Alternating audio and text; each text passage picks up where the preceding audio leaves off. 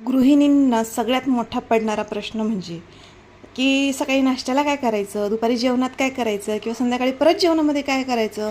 बापरे, किती मोठा प्रश्न असतो हा.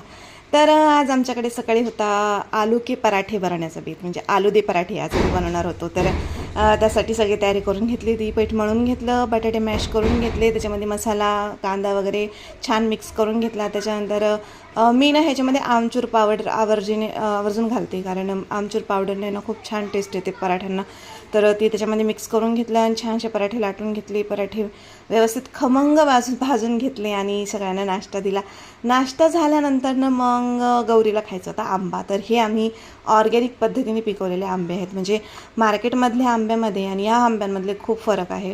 कारण हे आम्ही ऑर्गॅनिक पद्धतीने पिकवलेत आणि मार्केटमधले जे आंबे असतात ते पावडरमध्ये किंवा बऱ्याचशा अफवा आपण आता सध्या ऐकत असतो, म्हणजे हे खाऊ नका ते खाऊ नका, तर ब्ला ब्ला ब्ला खूप सारे असतात. तर असू द्या. तर मॅडमना आज त्यांच्या फिडिंग चेअरमध्ये बसून आंबा खायचा होता आणि बघा तो आनंद किती होता की आज मी फिडिंग चेअरमध्ये बसून आंबा खाणार.